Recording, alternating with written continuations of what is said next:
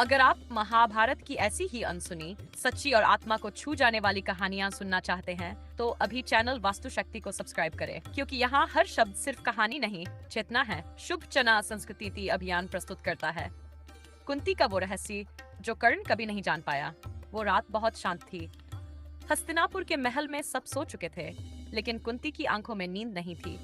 दिए की लौ जल रही थी और उसके सामने बैठी कुंती अतीत की राख कुरेद रही थी। हर रात की तरह आज भी वो दृश्य लौट आया। एक नवजात शिशु, एक ठोकरी, गंगा की लहरें और एक माँ जो पीछे मुड़कर देखने की हिम्मत नहीं कर सकी। कर्ण, उसका प्रथम पुत्र, ऋषि दुर्वासा के वरदान से प्राप्त सूर्य पुत्र, कवच कुंडल के साथ जन्मा वो दिव्य बालक, जिसे उसने अपने डर, समाज और परंपरा के सामने बहा दिया। कुंती रानी थी, पर उस एक क्षण में सिर्फ एक डरी हुई कन्या थी। वो बालक सूत कुल में पला। अधिरथ और राधा ने उसे अपनाया। उसका नाम पड़ा कर्ण, पर दुनिया ने हर बार उसे सूत पुत्र कहकर ही पुकारा। उसका शौर्य, उसका जान, उसका दान, सब उस एक नाम के नीचे दब गया। कुंती हर बार चुप रही। जब कर्ण ने धनुष उठाया और द्रोणाचार्य ने उसे अपमानित किया, वो चुप रही। जब कर्ण ने द्रौपदी स्वयंवर में भाग लिया और कृष्ण ने उसे रोक दिया, वो भी चुप रही। जब दुर्योधन ने उसे अंग देश का राजा बना दिया, तो कुंती ने सिर झुका लिया, पर उसका हृदय हर बार चीखा, वो मेरा बेटा है, मैं उसकी माँ हूँ। युद्ध का समय आया। कुरुक्षेत्र की भूमि रक्त मांग रही थी। कुंती जानती थी अब उसका एक बेटा उसके 5 बेटों से भिड़ने जा रहा है। वो गंगा किनारे गई, जहाँ कर्ण सूर्य को अर्घ्य दे रहा था। उसने माँ के चरणों में सिर झुकाया, बिना जाने कि वही उसकी जननी है। कुंती की आंखें छलक उठी। वो बोली, कर्ण, मैं हूँ तुम्हारी माँ। शब्द जैसे हवा में अटक गए। कर्ण ने सिर उठाया, आंखें फैल गई, होंठ कांप उठे। अब क्यों माँ? जब पूरी दुनिया मुझे सूत पुत्र कहती रही, तब कहाँ थी आप? जब मैंने अकेलेपन में खुद को तोड़ डाला, तब आप क्यों नहीं आई? कुंती की आंखें झुक गईं। मैं डर गई थी, राजधर्म से, लोक से, परंपरा से, पर आज मैं माँ बनकर आई हूँ। तुम्हारे प्राण मांगने नहीं, तुम्हें पहचान देने आई हूँ। कर्ण कुछ देर शांत रहा, फिर बोला, अब बहुत देर हो चुकी है। मैं दुर्योधन का युनी हूँ। मैं युद्ध नहीं टाल सकता, लेकिन वचन देता हूँ, अर्जुन को नहीं मारूंगा। एक माँ की कोख से जन्मा भाई दूसरे का वध नहीं करेगा। कुंती मौन रही।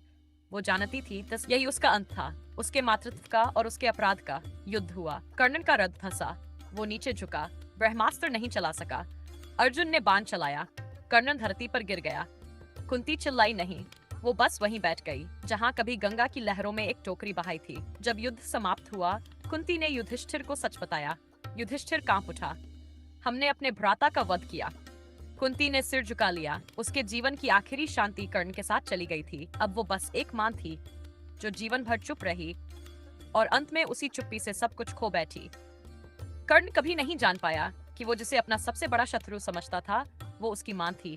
कर्ण कभी नहीं जान पाया कि जिसे वह जीवन भर अर्जुन का पक्षपाती समझता रहा, जिसके मौन ने उसे सूतपुत्र कहलवाया, जिसकी कृपा उसके जीवन से सदा दूर रही, वही उसकी माँ थी। हर बार जब कर्ण ने कुंती को देखा, उसने उन्हें पांडवों की माता समझा, पर माँ नहीं। उसने कभी ये कल्पना तक नहीं की कि उसकी माँ उसकी ही आंखों के सामने खड़ी है, पर उसे देख तक नहीं रही। कुंती का वह मौन कर्ण की सबसे बड़ी हार बन गया।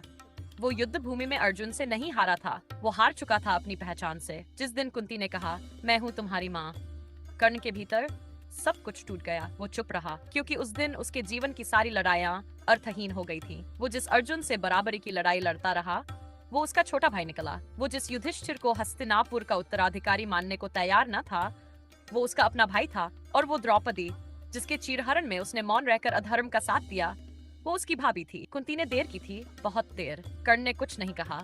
वो चुपचाप युद्ध के लिए लौट गया, पर अब उसकी आत्मा पहले जैसी नहीं रही। उस दिन उसने जीवन में पहली बार अपनी तलवार के आगे रिश्तों को खड़ा पाया। रथ पर चढ़ते हुए उसने सूर्य की ओर देखा और बस एक वाक्य बोला, क्या मैं गलत था? कोई उत्तर नहीं मिला। युद्ध हुआ। धर्म और अधर्म की रेखा मिट चुकी थी, और कर्ण, जो हमेशा अर्जुन को अपने जीवन का शत्रु मानता रहा, आज उसके हाथों मृत्यु को प्राप्त हुआ। उस भाई के हाथों, जिसे वो जीवन भर शत्रु मान बैठा था। जब उसका शरीर रणभूमि में पड़ा था, कुंती पास आई। कर्ण अब नहीं रहा, लेकिन कुंती ने उसके शव से भी क्षमा मांगी। मैं देर कर गई पुत्र, बहुत देर। उसके आंसू कर्ण की छाती पर गिरे, पर वो उन्हें महसूस नहीं कर सका। अब न शब्द बचे थे, न रिश्ते, न उत्तर। कभी कभी शब्दों से बड़ा होता है मौन, और सबसे खतरनाक होता है वो मौन जो एक माँ अपने पुत्र के सामने बरसों तक रखे। कर्ण की सबसे बड़ी हार अर्जुन से नहीं हुई थी। उसकी सबसे बड़ी हार उस दिन पता चला कि जिसे वह अपना सबसे बड़ा शत्रु मानता था, वही उसकी माँ निकली। अगर इस कहानी ने आपके भीतर कुछ हिला दिया हो तो अभी हमारे YouTube चैनल वास्तु शक्ति को सब्सक्राइब करें, क्योंकि अगली बार हम लाएंगे जब अश्वत्थामा काल से लड़ गया और समय हार गया।